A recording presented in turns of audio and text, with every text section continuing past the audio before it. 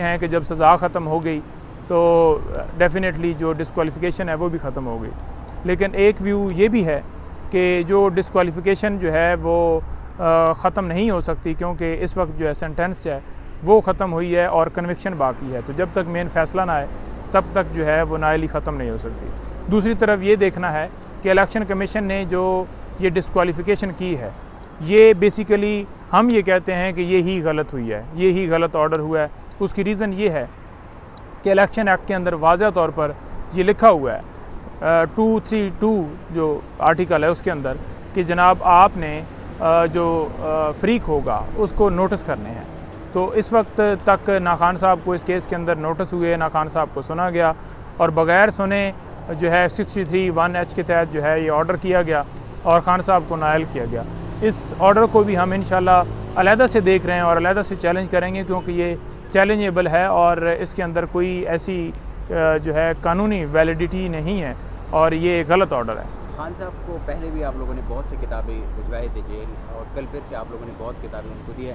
तो खान साहब ने अभी तक कितनी किताबें पढ़ी है और कौन कौन सी किताबें पढ़ रहे हैं, तो ये बताइए। देखें, जो इस वक्त खान साहब ने किताबें पढ़ी हैं कुरान पाक और इस्लामिक हिस्ट्री जो है वो उन्होंने पढ़ी है। मैंने पूछा नजल बलागा का तो उन्होंने वो भी कहा कि वो भी मैंने पढ़ ली है। अब जो खान साहब हैं उन्होंने कहा कि मैं अपने खत्ते की हिस्ट्री जो है वो पढ़ना चाहता हूँ और फ्रेश राइटर की, क्योंकि पुरानी मैंने सारी पढ़ी हुई हैं।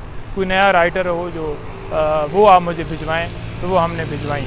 तो जैसे जैसे वो बुक्स मंगवाते हैं वो मुताला कर रहे हैं, वहाँ पर कुरान पाक बार बार ख़त्म कर रहे हैं। अल्हम्दुलिल्लाह खान साहब की माशाल्लाह सेहत भी ज़बरदस्त है और बड़े फ़िट हैं, अपनी एक्सरसाइज कर रहे हैं। जो मुख्तलिफ अफवाहें चलाई जा रही थी, ये हो गया वो हो गया, डेफ़िनेटली उनको वो प्रॉब्लम्स रहीं, कुछ बेहतर हुई हैं, कुछ अभी हैं, लेकिन इन चीज़ों से खान साहब को फ़र्क नहीं पड़ता। अटक जेल से कब वापस आ रहे हैं इमरान खान साहब?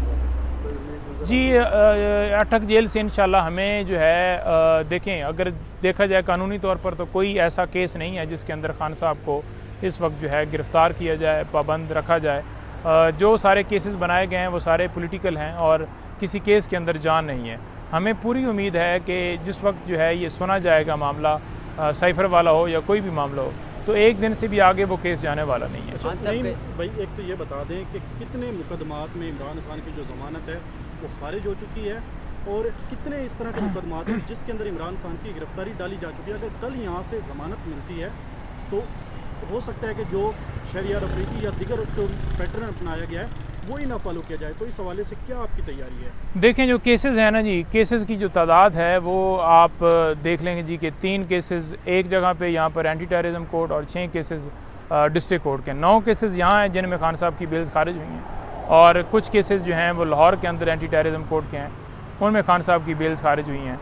और इसमें आपको बता दूँ कि ये सारे ऑर्डर्स हमने चैलेंज कर दिए हैं इस्लामाबाद हाई कोर्ट के अंदर, जो इस्लामाबाद हाई कोर्ट के हैं और जो जुरिस्डिक्शन में आते हैं और जो लाहौर की जुरिस्डिक्शन में आते हैं वो हमने वहाँ कर दिए हैं। दूसरी तरफ गिरफ़्तारी किसी तरह से मुमकिन नहीं है कि अब किसी और मुकदमे में उन्हें गिरफ़्तारी डाल दी गई होगी, क्योंकि देखें गिरफ़्तारी की एक प्रोसेस है। हम पहले भी कह रहे थे कि एक मुकदमे के अंदर अगर एक बंदा गिरफ़्तार हो तो उसकी गिरफ़्तारी दूसरे मुकदमे में नहीं डाली जा सकती, क्योंकि इसके ऊपर आसफ़ जरदारी केस वाज़िया है जिसमें chief justice Islamabad high court ने भी उसका हवाला दिया दौरान समाअत जब ये बात हो रही थी, और उन्होंने वाज़े तौर पर ये कहा कि एक मुकदमे में गिरफ़्तार है बंदा तो दूसरे में गिरफ़्तार नहीं किया जा सकता। तो जो गिरफ़्तारी पहले की गई है हम वो भी कह रहे हैं कि वो आइनी तौर पर ठीक नहीं है। उसमें जो फेयर जो ट्रायल है वो खान साहब को इस वक्त जो है वो नहीं दिया जा रहा, इस वक्त तक नहीं दिया जा रहा। और फेयर ट्रायल जो है हर इंसान का हक, हर शहरी का हक है पाकिस्तान के आइन के मुताबिक, और अगर आप आइन को नहीं मानेंगे तो फिर आप क्या कर रहे हैं? इमरान खान की तरफ से एक तरफ तो इस इस्लामाबाद हाई कोर्ट पे अदम एतमाद का इजहार किया गया, सुप्रीम कोर्ट में दरख्वास्त दायर की गई है, और दूसरी तरफ से फिर वो जेल में ज़मानतें खारिज हुई हैं, फिर इसी अदालत के पास आए, ये तजाद नहीं है? देखें, हम आए नहीं हैं, दरख्वास्त फिक्स हो जाए तो फिर आपने पेश होना ही होता है। हम तो नहीं चाहते कि अपने क्लाइंट को नुकसान हो कि हम पेश ना हो और वो मामला 6 महीने के लिए एडजन कर दिया जाए। हम इसलिए पेश होते हैं क्योंकि मामला वहाँ पर फिक्स हो जाता है, चीफ साहब खुद रख लेते हैं, तो जब वो खुद रख लेते हैं तो फिर हमारी मजबूरी होती है कि वहाँ पर पेश हों। ये इलेक्शन कमीशन ने जो फ़ैसला दिया था उसको हमने चैलेंज किया था, जिसमें कंप्लेंट और मियाँ वाली से खान साहब को डी सीट करने के हवाले से ऑर्डर था, और वो आज आप देख लें कि तोशाखाना केस में जो फ़ैसला आया ट्रायल कोर्ट से, वो भी आप देख लें कि उसमें खान साहब को सज़ा भी हो गई, वो इस वक्त जेल में भी चले गए हैं। तो देखें ये हाल है कि जो मेन हमारी जो उस तोशाखाना केस जो इलेक्शन कमीशन ने फ़ैसला दिया था, उसमें जो हमारी अपील थी वो आज हमारी दरख्वास्त जो है वो आज ऑब्जेक्शन के साथ फ़िक्स हुई थी। उसमें हमने जो है पेश हुए हैं और जज साहब ने 13 तारीख दे दी है और जो मेन अपील है उसको भी साथ फिक्स कर दिया है और साथ ये जो दरख्वास्त है जो हमने विड्रॉल की दी थी ये भी फ़िक्स हो गई है। अब 13 तारीख को इसके ऊपर समाअत है। गुजारिश करना ये चाहूँगा कि अगर ये फ़ैसला इस केस के अंदर जो इलेक्शन कमीशन ने फ़ैसला दी था, जिसको हमने चैलेंज किया था, ये अगर पहले दिन हो जाता, दूसरे दिन हो जाता, 10 दिन बाद हो जाता, महीने बाद हो जाता, तो कभी भी ना ये कंप्लेंट आगे चलती, ना ये ट्रायल होता, ना खान साहब को सज़ा होती और ना खान साहब इस वक्त जेल में होते। दूसरी तरफ आपको बता दूं कि जिस केस के अंदर खान साहब को इस वक्त गिरफ़्तार किया गया है, उस केस के अंदर कल हमें फ़ाइल मिली है और हमने पूरा रिकॉर्ड चेक किया है। 15 तारीख को खान साहब को जो है वो मांगा गया, इंटरोगेशन के लिए इजाज़त मांगी गई कोर्ट से और खान साहब की जो है वो जाकर तफ्तीश की गई वहाँ पर जेल में। अब गिरफ़्तारी किस टाइम डाल दी गई ना खान साहब को पता है ना हमें पता है। गिरफ़्तारी का एक प्रोसीजर है कि अगर किसी बंदे को आपने गिरफ़्तार करना है या किया है तो आपने आर्टिकल जो 10(1) है वो वाज़ेह तौर पर ये कहता है आईन पाकिस्तान का कि उसको बताना है कि आप इस केस के अंदर गिरफ़्तार हो, लेकिन ना उन्हें बताया गया। और फिर जो आर्टिकल 10(2) है वो वाज़ेह कहता है कि 24 घंटों के अंदर अंदर मुतल्लिका कोर्ट में पेश करना है। तो ना वो पहले बताया गया उनको कि ये आपके ऊपर आप इस केस के अंदर गिरफ़्तार हो चुके हैं और ना ही 24 घंटों के अंदर अंदर कोर्ट में पेश किया गया। 16 तारीख का हम आर्डर देख रहे हैं कि मौजूदा अदालत ने ये कहा है, जो आर्डर के अंदर लिखा हुआ है कि मुझसे फ़िज़िकल रिमांड जो है मांगा गया और मैंने मुस्तरद कर दिया। इस बुनियाद के ऊपर कर दिया कि खान साहब की जान को ख़तरा है। अब दूसरी तरफ देखें तो 26 घंटे ऑपरेशन इसी केस के अंदर जारी रहा। हम बारहा इस्तदा करते रहे कि खान साहब की जान को ख़तरा है। वज़ीराबाद में हमला हुआ, जुडिशल कम्प्लेक्स में हमला हुआ और उनको एग्जाम्पशन दी जाए, वीडियो लिंक के ज़रिए हाज़िरी लगाई जाए। ठीक है, उस वक्त ऑपरेशन भी किए गए और खान साहब के वारंट भी निकाले गए। खान साहब फिर एटलीस्ट डिस्ट्रिक्ट कोर्ट में भी पेश हुए। आज एक बहाना बनाया गया कि खान साहब की जान को ख़तरा है, जिसकी वजह से खान साहब जो हैं उनको हम पेश करने का नहीं कह रहे कि वो पेश हों। हालांकि फ़िज़िकल रिमांड जब मांगा जाता है तो अक्यूज़ जो है उसका होना ज़रूरी है। तो खान साहब को ना पेश किया गया अदालत में और जुडिशल कर दिया गया।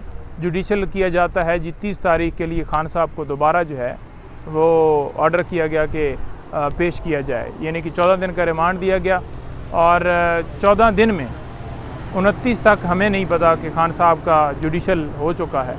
हम सोशल मीडिया के ऊपर या मीडिया के ऊपर देखते हैं कि एक जो लेटर है वो सर्कुलेट कर रहा है जिसमें सुपरिटेंडेंट को कहा गया कि आप पेश करें। उस लेटर के ऊपर ना तारीख़ है और हम ये चीज़ जाकर वहाँ पर उठाते हैं। जब कोर्ट में पहुँचते हैं, कोर्ट जो है वो डिप्टी सुपरिटेंडेंट के कमरे में लगी होती है।